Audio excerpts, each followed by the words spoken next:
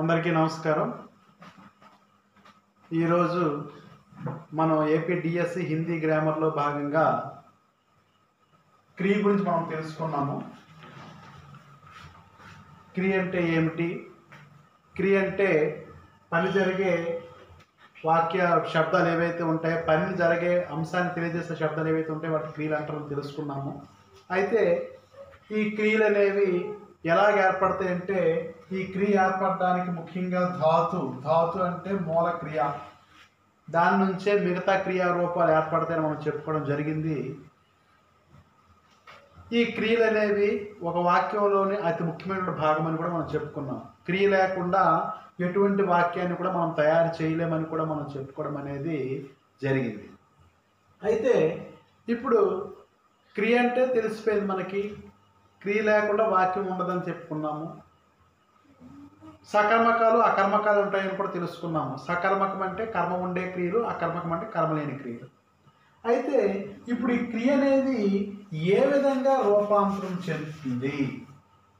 క్రియ అనేది ఏ విధంగా రూపాంతరం చెందుతుంది, ఏ విధంగా మార్పు చెందుతుంది? ఎలాగైతే నామవాచకం అనేది కారక వలన, లింగు వలన, వచనం వలన మార్పు చెందిందో, క్రియ అనేది కూడా ముఖ్యంగా ఎలా మార్పు చెందుతుంది అంటే, ఒకటి కాల్ పరంగా, రెండు వాచ్ పరంగా, మూడు ప్రయోగ పరంగా, నాలుగు విధి పరంగా. వీటి పరంగా ఏమవుతుందంటే, క్రియ కాలపరంగా క్రియ యొక్క రూపం అనేది మారుతుంటుంది. క్రియారూపం అనేది చదువుట అనే క్రియ అనేది అలాగ ఉండదు. చదువుతున్నాడు, చదివాడు, చదువుతాడు అని చెప్పేసి కాలపరంగా. అలాగే వాచ్ పరంగా కర్తృవాచు, కర్మవాచు, భావవాచు. అలాగే ప్రయోగు కర్తృ ప్రయోగు, కర్మని ప్రయోగు, భావే ప్రయోగు. అలాగే విధి ఆజ్ఞార్థక విధి, శిక్షార్థక విధి, సాధారణ విధి. ఇలాగ విధులు దాన్ని తెలియజేసేదని విధి అంటాం. సో ఈ విధంగా ఈ 4 రకాలుగా క్రియ అనేది తన యొక్క రూపాన్ని ఏం చేస్తుంటుందంటే మార్చుకుంటూ ఉంటుంది. అందులో మనం మొట్టమొదటి నేర్చుకోవాల్సింది ఏమిటి అంటే కాల్. చాలా ఇంపార్టెంట్. కాల్ అంటే అర్థం ఏంటి చెప్పండి? పని జరిగే సమయాన్ని తెలిపే అంశము. जिस शब्द से क्रिया का होना या पाना जाया जाता है उसे क्या कहते हैं? काल कहते हैं. माने काल का अनुसार किसके रूप में बदलाव आ जाता है? क्रिया के रूप में बदलाव आ जाता है. కాలం అంటే ఏం చెప్పండి? పని జరిగే సమయాన్ని సూచించేదాన్ని, పని జరిగే సమయాన్ని తెలియజేసేదాన్ని మనం ఏమంటాము అంటే కాల్ అంటాం. అటువంటి కాలం ప్రకారం ఏం మార్పు చెందుతుంది చెప్పండి? క్రియ అనేది తన రూపాన్ని మార్పు చేసుకుంటూ ఉంటుంది. అయితే ముఖ్యంగా ఈ కాలాలు ఎన్ని రకాలు ఉన్నాయంటే మన అందరికీ తెలిసిందే. ముఖ్యంగా కాలాలు 3 రకాలు. 3 प्रकार. पहला क्या है? वर्तमान काल, दूसरा भूतकाल, तीसरा भविष्य काल. इन तीनों कालों में क्रिया अपना रूप बदल जाता है. తన తాలూకు రూపాన్ని ఏం చేస్తుంది చెప్పండి? మార్పు చెందించుకుంటూ ఉంటుంది. అయితే మనకి ఇంగ్లీష్ గ్రామర్ మనం చదువుకునేటప్పుడు చిన్నప్పటి నుంచి కొన్ని V1, V2, V3 అని మనం చదువుకుంటాం. సింపుల్గా మనం కంఠస్థ పెట్టేస్తుంటాం. కానీ ఎందుకంటే అక్కడ ఒకటే వెర్బ్, కర్త ఎవరైనా, కర్త యొక్క లింగవచనాలతో సంబంధం లేదు. కానీ తెలుగు భాష ఏ విధంగా అయితే కర్త మగవాడైతే క్రియారూపం ఒకలాగా ఉంటుంది, కర్త మగవాడు బహువచనం అయితే ఒకలాగా ఉంటుంది, కర్త మగవాడు ఏకవచనం అయితే ఒకలాగా ఉంటుంది, స్త్రీ అయితే ఏకవచనం అయితే ఒకలాగా ఉంటుంది కర్త, స్త్రీ రంగం బహువచనం అయితే ఒకలాగా ఉంటుంది కర్త క్రియ. ఆ విధంగా హిందీలో కూడా క్రియారూపం అనేది కర్త మీద ఆధారపడుతుంది. అంటే మనం వర్తమాన కాలంలో క్రియ తీసుకున్నామంటే దాని గురించి ఒక శబ్దం వచ్చి సరిపోదు. అది పుల్లింగంలో ఏ విధంగా ఉంది, స్త్రీలింగంలో ఏ విధంగా ఉంది, పుల్లింగ బహువచనంలో ఏ విధంగా ఉంది, స్త్రీలింగ బహువచనంలో ఏ విధంగా ఉంది కూడా మనం నేర్చుకోవాలి. అందుకనే ఇంగ్లీష్ మళ్ళీ ఈజీగా నేర్చుకోవడం అవ్వదు. V1, V2, V3 వచ్చేస్తే మనం టెన్స్ తయారు చేసి హిందీలోనే. తెలుగులో ఏ విధంగా అయితే మనకి క్రియారూపం అనేది వర్తమాన కాలంలో కర్త యొక్క లింగ వచనాలను అనుసరించి మారుతూ ఉందో, హిందీలో కూడా అదే విధంగా మారుతూ ఉంటుంది. అందుకని చెప్పేసి మనము ఖచ్చితంగా క్రియ తయారు చేయాలి, క్రియారూప మార్పు చేయాలి అంటే కాలానుగుణంగా మనం తెలుసుకోవాల్సింది ఏంటంటే క్రియ దేని మీద ఆధారపడుతుంది, కర్త మీద ఆధారపడుతుందా, కర్మ మీద ఆధారపడుతుందా గమనించాలి. అంతేకాకుండా క్రియ ఆధారపడినటువంటి కర్త కానీ కర్మ కానీ అది ఏ వచనంలో ఉంది, ఏ లింగంలో ఉందో కూడా మనం తెలుసుకోవాలి. అప్పుడు మాత్రమే మనం క్రియారూపాన్ని మనము మార్పు చేయగలం. అందుకని చెప్పేసి హిందీలో క్రియారూపం కాల్ ప్రకారంగా మార్చడానికి మనం సాధారణంగా ఏదో ఒక సింపుల్ టెక్నిక్తో మనం వెళ్ళిపోలేము. ఎందుకంటే మనకు లింగ వచనాలు చాలా ఇంపార్టెంట్. కర్త యొక్క లింగ వచనాలు దాని ప్రకారం క్రియ అనేది ఉంటుంది. అయితే మొట్టమొదటిది కాల్లో వర్తమాన కాలం. వర్తమాన కాలం అంటే అర్థం ఏంటి చెప్పండి? ఇప్పుడు జరిగినటువంటి సమయాన్ని గురించి చెప్పేది, ఇప్పుడు జరిగినటువంటి పని గురించి తెలియజేసేదాన్నే వర్తమాన కాలం అంటాం.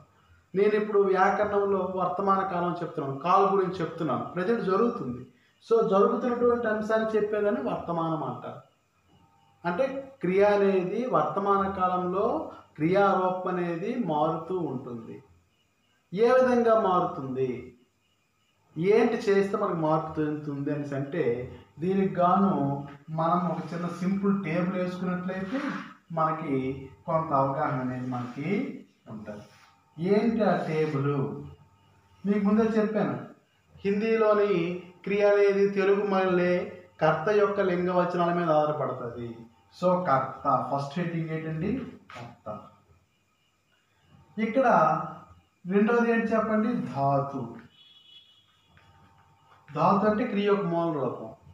ఇప్పుడు ఏ విధంగా మారుతుంటుంది అనేది మన తాలూకా వర్తమాన కాల రూప్. ఏ విధంగా వెర్బ్ ఫార్మ్ ఏ విధంగా అవుతుంటుంది అనేది మనం తెలుసుకుంటాము. ఒక ఎగ్జాంపుల్ మనం తెలుసుకోవచ్చు. ఏదో ఒక ఎగ్జాంపుల్. ఫస్ట్ కండిషన్ ఏంటి చెప్పండి? కర్త అనేవాడు పుల్లింగం ఏకవచనం. కర్త అనేవాడు ఎవరండి? పుల్లింగం ఏకవచనం. అప్పుడు ఏం చేస్తాము? ధాతువుకి ఏం చేస్తామంటే ధాతు ప్లస్ తా హై. ధాతువుకి ఏం చేస్తాం చెప్పండి? తా అనే ప్రత్యయాన్ని చేరుస్తాము, హై అనే సహాయక్రమం చేరుస్తాం. ఇక్కడ ఏ ధాతు వాడు తీసుకోండి, పడ్ రామ్ పాట్ పడతా హై, ఖా రవి ఫల్ ఖాతా హై, సున్ సురేష్ పాట్ సున్తా హై, దేక్. చూడండి ఏదో తీసుకోండి, తా తా తా తా చేర్చేస్తాం. ఎవరు? కర్త అనేవాడు పుల్లింగ ఏకవచనం అయితే. రెండవది పుల్లింగ బహువచనం అయితే ఏం చేస్తాం? ధాతు ప్లస్ తే హై. చుక్క పెట్టాలి. బహువచనం ధాతువుకి ఏం చేస్తాం చెప్పండి? తే అనే ప్రత్యయాన్ని చేరుస్తాం. ఇది బహువచన సూచకము. తే అనేది దేంట్లోనే వర్తమాన కాలంలోనే పుల్లింగ బహువచనం. लड़के गाना गाते हैं, बच्चे क्रिकेट खेलते हैं. చూడండి खेलते, गाते, सोते, పడతే అవన్నీ కూడా నేమే చెప్పండి? ధాతువుకి ఏం చేర్చాం చెప్పండి? తే చేర్చాం. ధాతువు కామని. అదే స్త్రీలింగ ఏకవచనం అనుకోండి, స్త్రీలింగ ఏకవచనం ధాతువుకి ఏం చేరుస్తాం చెప్పండి? తీ హై. దగ్గర నుంచి స్త్రీలింగాన్ని సూచించవని కూడా తీ ఈకారాంతాలు స్త్రీలింగాలు అంటాం. మరి హై అనేది ఏకవచనానికి సహాయక్రియ. చూడండి, లड़की పాట్ పడతీ హై, సీత గానా గాతీ హై, మా ఖానా బనాతీ హై. చూసారా? తీ హై అని వచ్చింది. సో అన్నిటికీ కూడా ఏమొచ్చిందంటే తీ తీ తీ అని పెట్టాం. అదే స్త్రీలింగ బహువచనం అనుకోండి, స్త్రీలింగ బహువచనం ధాతు ప్లస్ తీ హై చుక్క. సేమ్ ఏకవచనానికి అలాగే బహువచనానికి స్త్రీలింగానికి తీ అనే ప్రత్యయాన్ని జోడిస్తాం క్రియకి, ధాతువుకి. కానీ బహువచనాన్ని సూచించడానికి ఏం వాడతాం చెప్పండి? హై అనే దాన్ని మనము ఏర్పాటు చేస్తాం. హై అంటే ఆర్ అని అర్థం. ఇంగ్లీష్లో ఉన్నవి ఉన్నారు అంటాం. ఇవి సాధారణంగా పుల్లింగ ఏకవచనాలు, పుల్లింగ బహువచనాలు, స్త్రీలింగ ఏకవచనాలు, స్త్రీలింగ బహువచనాలు. ఇవి కాకుండా మళ్ళీ సేమే మై అనే సర్వనామం వచ్చింది అనుకోండి, ఇక్కడ చిన్న నేర్చుకోవాలి. మై అనగానే పుల్లింగం ఏకవచనం. అది ఎవరవ్వాలి మై అనేవాడు చెప్పండి? పుల్లింగం ఏకవచనం. ఒకటే అవుతాడు మై అంటే. అది పుల్లింగం అయినట్లయితే ధాతువుకి ఏం చేరుస్తామట? పుల్లింగం ఏకవచనం తాకదు చేరుస్తాము, తాయ చేరుస్తాము. కానీ సహాయ క్రియకం ఏం చేరుస్తామంటే హూ చేరుస్తాము. ఇంగ్లీష్లో ఎలాగైతే అయామ్ అంటాం. యామ్ అన్న ఈజ్ అన్న ఒకటే మీనింగ్. కానీ ఐ వచ్చినప్పుడే ప్రత్యేకించి యామ్ అనే సహాయకులు ఏ విధంగా అయితే వాడుతున్నామో హిందీలో కూడా వర్తమాన కాలంలో మై అనేది కర్త అయినట్లయితే సహాయ క్రియకం ఏమొస్తుంది చెప్పండి? హూ వస్తుంది. హూ గుర్తుంచుకోండి. అదే మై అయ్యి స్త్రీలింగం అనుకోండి, అప్పుడు ఏమొస్తుంది చెప్పండి? స్త్రీలింగం అన్న మీకు ఏం గుర్తు చెప్పండి? తీ గుర్తుకు రావాలి. మళ్ళీ మై అనగానే ఏటి రావాలి? హూ రావాలి. మై అనగానే ఏటి రావాలి చెప్పండి? హూ రావాలి. ఈ విధంగా మనం ఏం చేస్తామంటే వర్తమాన కాల క్రియని మనం వర్తమాన కాల రూపాన్ని మనము తయారు చేస్తాం. దీన్నే సాధారణ వర్తమాన కాల్ లేదా సామాన్య వర్తమాన కాల్ అంటారు. అంటే ముందు మనకు తెలియాలి వర్తమాన కాలం క్రియ అనేది ఏ విధంగా తయారవుతుంది. వర్తమాన కాల క్రియ అనేది ధాతువుకి తా అనే ప్రత్యయాన్ని కానీ, తే అనే ప్రత్యయాన్ని కానీ, తి అనే ప్రత్యయాన్ని కానీ చేర్చడం వల్ల, మరియు సహాయ క్రియగా హై కానీ, హై కానీ, హూ కానీ ఉంటే అదేమవుతుంది చెప్పండి? సామాన్య వర్తమాన కాల క్రియారూపాలు. ఆ వాక్యం ఏ కాలంలో ఉందో మనం ఎలా చెప్తాము? చెప్పడానికి మన దగ్గర ఉండే ఏకైక ఆధారము క్రియ యొక్క రూపము. క్రియ అనేది తాతేతీలతో కూడింది అంటే అదేమవుతుందని చెప్పాను? వర్తమాన కాలం. అయితే మనం సింపుల్గా ఒకే వెర్బ్ తవలే చూసారు ఇక్కడ. ఇప్పుడు ఫర్ ఎగ్జాంపుల్ ఒకటే ఎగ్జాంపుల్ తీసుకున్నామండి. క్రియ ధాతువు పడనే తీసుకున్నాం అనుకోండి. అప్పుడు ఏమవుతుంది చెప్పండి? పడతా మగవాళ్ళు ఏకవచనం, పడతే మగవాడు బహువచనం, పడతి స్త్రీలింగం ఏకవచనం, పడతి స్త్రీలింగం బహువచనం. చూసారా? తా తే తీ వచ్చాయి. అంటే అక్కడ వచ్చి రీడ్ రెడ్ రెడ్ అని మనం చెప్పేస్తాం ఈజీగా. కానీ ఇక్కడ ఇన్ని రకాలుగా ఇవన్నీ వర్తమాన కాలాలే. Read read present tense, past tense. కానీ ప్రెజెంట్ టెన్స్లో ఇన్ని ఉన్నాయి: పడతా, పడతే, పడతి. ఒకే వాక్యంలో ఒకే కాలానికి సంబంధించిన క్రియారూపాలు అనేవి ఇన్ని రకాలు ఉన్నాయి. కాబట్టి మన హిందీలో ఈ విధంగా మనం నేర్చుకోవాల్సిన ఆవశ్యకత ఎంతైనా సరే మనము ఉంది. సో ఇది బేసిక్గా వర్తమాన కాల క్రియారూపము. ఇది ఏంటి చెప్పండి? సామాన్య వర్తమాన కాలం. అలాగే మరి భూతకాలం, నేను ఇంకో రకాలకి వెళ్ళట్లేదు, మీకు సామాన్యమే చెప్తున్నాను. ఇక్కడ భూతకాలం రెండవ కాలం ఏంటి చెప్పండి? భూతకాలం. భూతకాలం అంటే ఏ విధంగా మన క్రియారూపాలు తయారవుతాయి అనే అంశాలు మనం చెప్పుకుంటున్నాం. భూతకాలం అంటే అర్థం ఏంటి చెప్పండి? बीते हुए समय के बारे में, बीते हुए कार्य के बारे में बताने वाले शब्द को क्या कहते हैं? భూతకాలం कहते हैं. జరిగిపోయినటువంటిది. రాముడు పాఠం చదివేశాడు, సీత పాఠం చదివేసింది. ఇక్కడికి వచ్చాక భూతకాలంలోకి వచ్చేసరికల్లా నేను ఇక్కడ చెప్పేది నియమాలు ఏం చెప్పట్లేదు, కానీ భూతకాలంలో క్రియారూపం ఏ విధంగా ఉంటుంది అనేది మీకు చెప్తున్నాను. ఎలాగైతే వర్తమాన కాలంలో ధాతువుకు తాతే తీలు చేరిస్తే మనకు వర్తమాన కాల క్రియారూపం అయ్యింది. కానీ భూతకాలంలో ఏం చేర్చాలి అంటే ధాతువుకి చూసుకోండి ఆ గాని యా గాని. ఎప్పుడు? పుల్లింగం ఏకవచనం.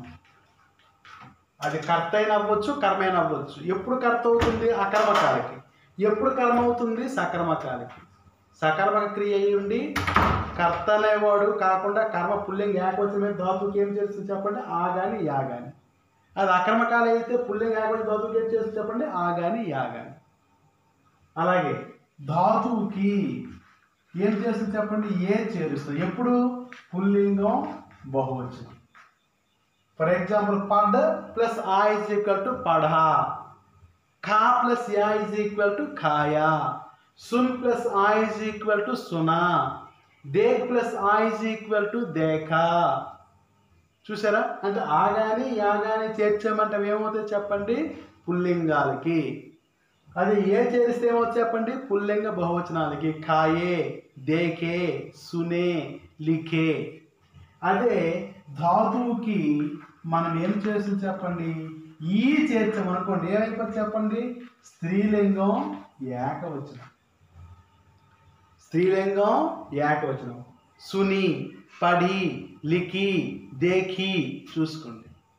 అదే ధాతువుకి మనము ఈ పైన చొక్క పెట్టుకోనుకోండి, ఈ ముక్కుతో అరుణాసిక్ ముక్కుతో పెట్టుకోనుకోండి, అదేమో చెప్పండి, స్త్రీలింగ బహువచన రూపం.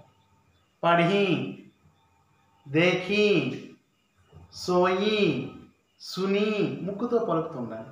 సో ఇవేమవుతాయి చెప్పండి, పుల్లింగ ఏకవచనాలకైతే ఆ యా చేరుస్తాము సందర్భాన్ని బట్టి, పుల్లింగ బహువచనానికి ఏ చేరుస్తాము, స్త్రీలింగానికి ఏకవచనం అయితే ఈ చేరుస్తాము, స్త్రీలింగ బహువచనానికి అయితే ఈ చేరుస్తాము. దేనికి చేరుస్తాము? ధాతువుకి. ఇవి దేనికి సంబంధించి నేను చెప్పాను, నేను సామాన్య బోధకాలు. ఏంటండి ఇది? ఇందాక ఏ విధంగా అయితే మనం సామాన్య వర్తమాన కాలం గురించి తెలుసుకున్నామో ఇవి ఏమవుతాయి చెప్పండి, ఇవి సామాన్య బోధకాలు.